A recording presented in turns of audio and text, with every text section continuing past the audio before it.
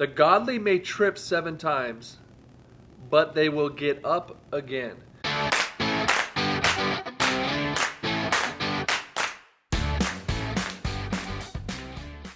What's up, folks? Welcome back to another episode of Ascend the Mountain. I'm Aaron. And I'm Steve, and we are two normal dudes having an authentic but lighthearted conversation about God and life. What's up? Life is different right now, that's for sure. That's what's up. It's a party. It's a party. It is a party. You can make it a party at your house. It's really during like a good perspective. Like, are you going to look at this as, hey, I'm going to enjoy the time I have with my family, learning new things that maybe I haven't done before, or going back to old things that I haven't done in a long time, new hobby or old hobbies maybe I can pick back up.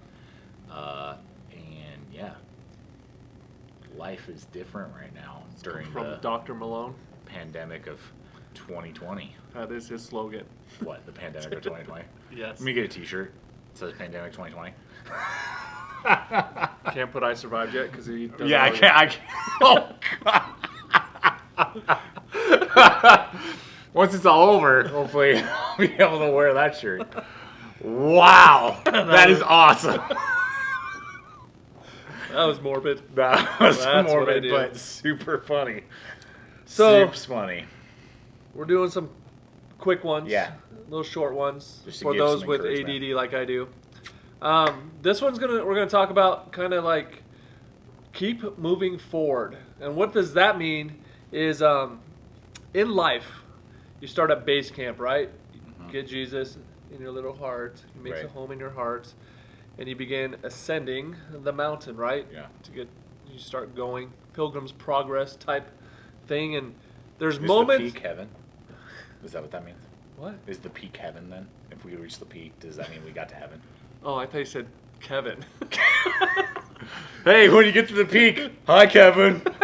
Hey, Kevin. And I was just thinking The Office. I was like, I'm not getting the reference, but I should because I No, watch all the you're episodes. fine. Oh, yes. There we go. Okay, all right. The peak is heaven. Okay. In this analogy that you're using. Usually I'm the mumbler. Yeah. Thank you. Ru-du-du-du-du-du-du. Right. So we send them out, and then we sometimes fall down, make mistakes. Raise your hands if you're watching online or listening if you've ever made a mistake. 2 fingers. I've made many, and one of the things I was reading in Proverbs 24:6, and I'm also going to read a cross-reference of Jeremiah 8. It says this: the godly may trip 7 times, but they will get up again. I don't think 7 is the number, because I think we've all failed more than 7 times. Right. I've used Jesus's forgive him 70 times 7. Right. Well, and 7 is the number of completion, so you could actually say, I've completely got falling down. Like, I've got it down. I'm completely fallen down. I have perfected falling down. Right. That's basically what is being said there. That's cool. Yeah. I knew we have you around here for something. But then again, in Jeremiah 8, they are really screwing up. They basically gave God the middle finger. We don't want you. We don't need you. We want nothing to do with you. And God tells Jeremiah to say this to the people. He goes, when people fall down, don't they get up again? Mm-hmm. Like, he's saying that you messed up. Why? What are you doing? Mm-hmm. Why are you still laying down? And in this part, I just kind of want to just share. I feel someone is struggling. It's kind of my heart. I know a few of you are just kind of just really caught in some habitual sins and some vices and some, like, you just feel like you cannot get out of it. And I don't really care what it is. Yeah. We all have big, small, a vice of some Right. sort that just kind of just traps us and gets us all crooked-eyed and faced. And I don't even know what I said that wrong. But anyways, cross-eyed. Whatever. But I just feel like just a little encouragement.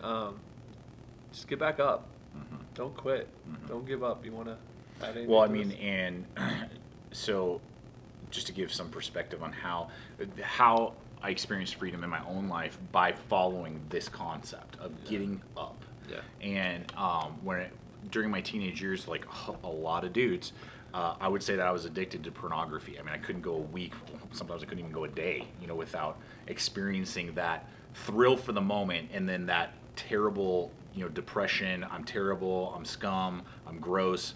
Like, who am I? God, I know you. I'm in relationship with you, but why do I keep going back to this day after day after day? And I knew it was wrong. It was sin. It was gross. It was not good.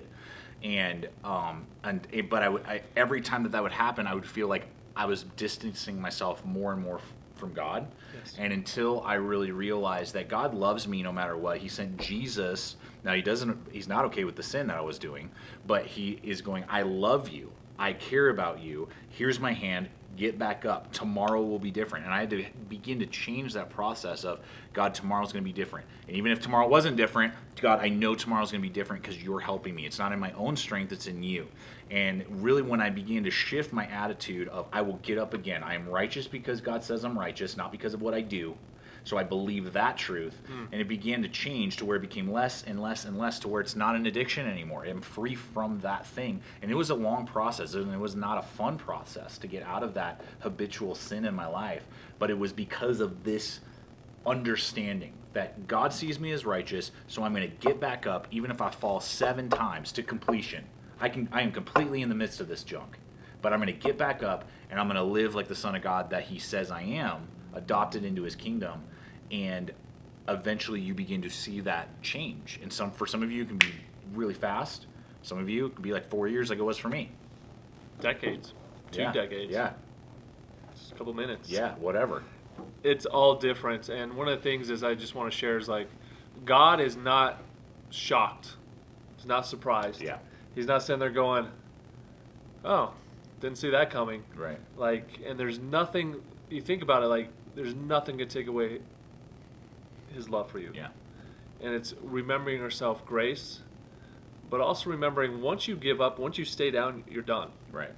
And that just gives a foothold to the enemy. That means once you just give up, you have nothing else to offer. And one of the things is, we've all been there. It doesn't matter if pornography or what it is. Right. Our thought process, the words we say, we're good at lying and cheating and stealing. It doesn't really matter. That's not really the focus. The bottom line is, once you fall down, are you getting back up? Yeah. And how are you getting back up? And what does it look like? And I think you said a good thing is, you literally, like, when you fall, you make that crash. I was picturing in my head when you were talking about it, like, you crash and hit the ground, so much shame.